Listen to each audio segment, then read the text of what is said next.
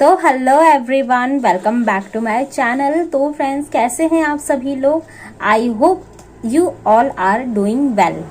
तो अब हम लोगों की फाइनल नहीं, ऑब्वियसली प्रोविजनल आंसर की आ चुकी है और इसके बाद अब हमें तैयारी करनी है टीआरई 4 की। लेकिन उसके पहले अभी वेट करना है हमें फाइनल आंसर की का। उसमें अभी है कि बहुत सारे लोगों को है कि हमें क्वेश्चन चैलेंजेस करने हैं, कैसे कर सकते हैं।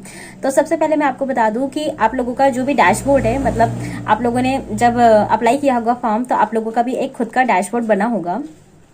बीपीएससी के साइट पे जाके अप्लाई में जाना होता है। फिर उसमें आप लोग अपना जो भी रजिस्ट्रेशन नंबर होगा, उसका पासवर्ड, जो भी है, सारी चीजें प्रोसेस करने के बाद सबको इतना तो पता ही है कि अपना डैशबोर्ड कैसे ओपन करना है। वहां पर मेरे हाथ से ऑब्वियसली राइट साइड, हाँ सबका ही राइट साइड लगेगा, तो कोने में ही हमेशा सारे ऑप्शंस आते हैं। जो भी आप लोगों का आंसर की हो, रिजल्ट हो या फिर दूसरा एडमिट कार्ड हो, सारी चीजें वहीं पे आती है। तो वहीं पर एक आएगा, अभी नहीं 2 तारीख से आएगा, अभी नहीं चैलेंज करनी है, 2 तारीख से वो लोग उस फोल्डर को खोलेंगे। उसमें आप लोगों के आपके क्वेश्चन, हालांकि मैंने भी नहीं किया कभी चैलेंज, तो लेकिन जब उस टाइम टीआरई 1 टाइम में मतलब ये सब चीजें हो रही थी, तो मैंने एक बार ओपन करके देखा था। तो आपको अपना क्वेश्चन नंबर डालना होगा और जो भी आपके पास प्रूफ होगा वो लोग वो देंगे आपको, सारा मतलब प्रोसीजर देंगे और वैसा बता भी देंगे आप लोगों को नोटिफिकेशन के थ्रू, मतलब अपना एक नोटिस जारी कर देंगे।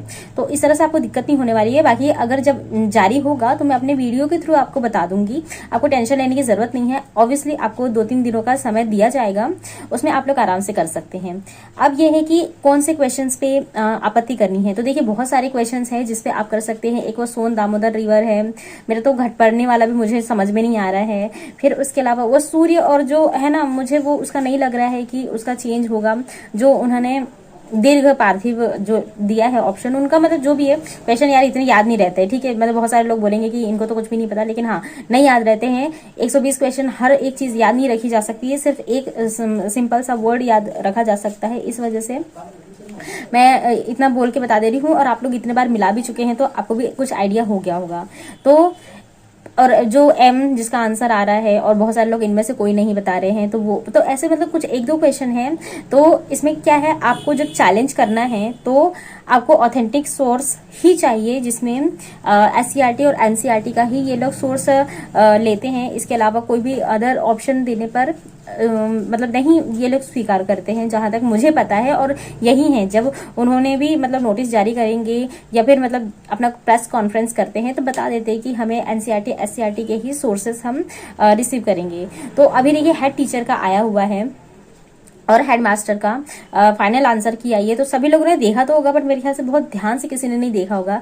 उसमें एक बहुत बड़ी चीज छुपी हुई है, जो कि अगर ऐसा अगर होने लग जाता है, और आपका जो टीआरई प्राइमरी का भी मतलब आया है आंसर की, इसका फाइनल आंसर की भी ऐसी आती है, तो बहुत सारे लोगों एक सेफ जोन में जा सकते हैं। क्योंकि क्या होता है, सीटेट आपने देखा होगा या फिर केवीएस, हम लोग जब भी उसे चैलेंज करते हैं तो उसका आंसर मतलब घट बढ़ के जिनका सही है उसका मतलब सही, मतलब जिसका सही हो गया है बाई चांस उसका गलत हो जाता है, जिनका गलत है उनका सही हो जाता है। लेकिन जो बाकी अदर ऑप्शंस वाले होते हैं ना, तो वो तो उनका तो कोई वही नहीं है। लेकिन इसमें क्या किया गया है, उस क्वेश्चन को जो भी मतलब डाउटेड क्वेश्चन है, एक है कि चैलेंजेस करने वाला, एक है डाउटेड, मतलब जिसका मतलब सोर्स ही सही तरीके से नहीं अवेलेबल है। मान लीजिए एससीईआरटी में एनसीईआरटी दोनों में ही अलग अलग है उसका आंसर, तो इस तरह से उस क्वेश्चन को ही डिलीट कर दिया जा रहा है, मतलब वो हटा दे रहे। आपने सुना होगा बहुत सारे क्वेश्चन को हटा दिया जाता है, पर इस पे भी फिर क्वेश्चन का जो नंबर है वो तो कम हो जाता है ना। मान लीजिए 120 नंबर के क्वेश्चन है, 2 क्वेश्चन हटा दिए तो 118, तो फिर कैसे कट ऑफ बनेगी, फिर कैसे रिजल्ट जारी होगा। तो ये सारे कंफ्यूजन हर किसी के दिमाग में होते हैं। बट इसमें एक चीज अच्छी इन्होंने की है बीपीएससी मतलब आयोग ने, कि जो भी आपका क्वेश्चन ऐसा है मतलब जिसपे चैलेंजेस नहीं किया होगा, मतलब आंसर की के हिसाब से जो भी उसमें परिवर्तन किए गए हैं, तो उसका पूरा सोल्यूशन दिया है। मैं भी आपको दिखा देती हूँ, उसका पूरा सोल्यूशन दिया गया है। अगर सही में आंसर की चैलेंज ही किया होगा तो उसमें सोल्यूशन के साथ ही कौन सा पहले क्या था और उसका चेंज करके उन्होंने क्या दिया है, वो राइट साइड में उसका पूरा सोल्यूशन भी दिया गया है। तो ये एक अच्छा कदम है। मुझे लगता है कि शायद टीचिंग एग्जाम में ये पहली बार हो रहा है, तो ये सभी के लिए बहुत अच्छी बात है। इसमें कम से कम जो आंसर को डिलीट कर दिया जा रहा है, तो जो दूसरे बच्चे हैं जिन्होंने मतलब उस आंसर को चूज ही नहीं, जैसे अभी दामोदर सोन की बात हो रही है, बहुत सारे लोगों ने दामोदर लगाया, बहुत सारे सोन लगाया है, मेरा तो गलत है क्योंकि मैंने कोसी लगाया है। तो इस तरह से जो दो मतलब पार्ट एक तरह से बन जा रहे हैं ना, या फिर वो एम वाले क्वेश्चन में भी बहुत सारे एम है कि बहुत सारे लोगों ने इनमें से कोई नहीं लगाया है, तो ये दो वर्ग बन जा रहे हैं। तो इनका मतलब मतभेद से बेहतर है कि क्वेश्चन को डिलीट करके मतलब कुछ भी उस पर नया विचार किया जाए, तो इस तरह से वो क्वेश्चन डिलीट हो जाएगा। क्योंकि मतलब मुझे समझ नहीं आता है इनके पास क्वेश्चन की कमी हो जाती है कि क्या हो जाती है। हम स्टूडेंट हैं, हम हर दिन पढ़ रहे हैं, हमें ही बोल दो यार, हम आराम से तुमको 120 क्या 240 क्वेश्चन अच्छे खासे और अच्छे सही तरीके से सटीकता के साथ दे देंगे निकाल के, पर तुम्हारा समझ में नहीं आता है। कुछ डेटा मतलब पुराने करंट अफेयर का तुम उठा के क्वेश्चन में डाल दे रहे हो, मतलब तुम एग्जाम मतलब जब आप बना रहे हो एग्जाम पेपर, भले ही पुराने ही डेटा से उठा रहे हो, तो करंट अफेयर का तो मत उठाओ, दूसरे भी क्वेश्चन हैं, जीके जीएस में बहुत सारे क्वेश्चन हैं, उनके डेटा से उठाओ। मतलब कहीं से भी उठा के बुक का पेपर का इसमें छाप दे रहे हो, पर उसको सोच नहीं रहे हो, समझ नहीं रहे हो, उसका कंक्लूजन नहीं देख रहे हो आप कि गलत है या सही है, या ये विवादित क्वेश्चन है, या फिर इस पे ऑब्जेक्शन आ सकता है। मतलब ये एक एक नंबर के लिए यहाँ स्टूडेंट्स की बीच लड़ाई है। एक सीट पर कम से कम 10-10, 20-20, हजारों की तभी बात में छोड़ देती हूँ, सिर्फ 10 से 20 लोग लड़ाई कर रहे हैं, पर उनको वो नहीं दिखता है। उनको बस पेपर छाप दो और उसका मतलब आंसर की ला दो और रिजल्ट दे दो, और उसमें भी आधी सीट बचा लो, यही इनका काम है। तो मतलब मैं तो ये बोलती कि भाई सारे स्टूडेंट्स को ही दे दो, वो अच्छे खासे आप लोगों को अच्छे क्वेश्चन, सही तरीके से क्वेश्चन भी देंगे, उसका आंसर भी उन्हें भी पता हो कि हाँ इसका सटीक ही आंसर आएगा, हाँ तो हाँ, ना तो ना। एक तो ई ऑप्शन करके भी एक कंफ्यूजन पैदा कर दिया है। खैर मैं ये बता रही हूँ कि जो हेडमास्टर है और हेड टीचर है, इसका जो भी मतलब ये सॉल्यूशन दिया गया है ना, उसके आंसर का, चैलेंजेस का, तो मैं यही बोलूँगी कि आप लोग भी अपने क्वेश्चन पर अगर आपको डाउट है तो चैलेंजेस ज़रूर कीजिएगा।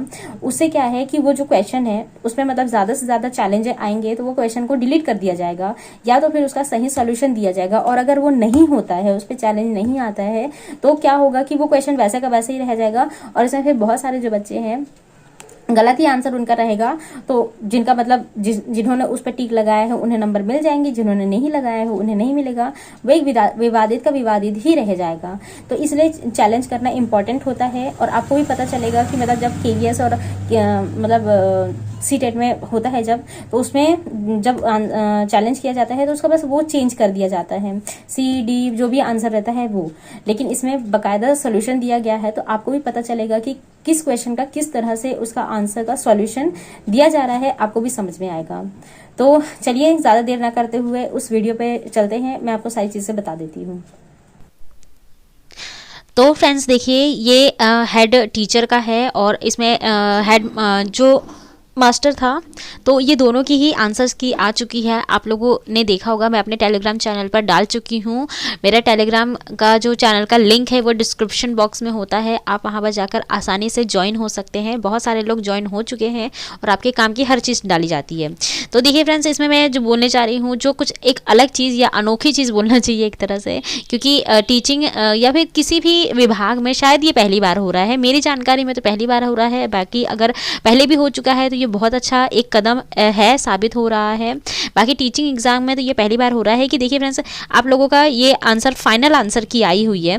जो ऑब्जेक्शन लेना था जितने लोगों का था, वो सारी ऑब्जेक्शंस मिला के, तो एक second, just a second, okay.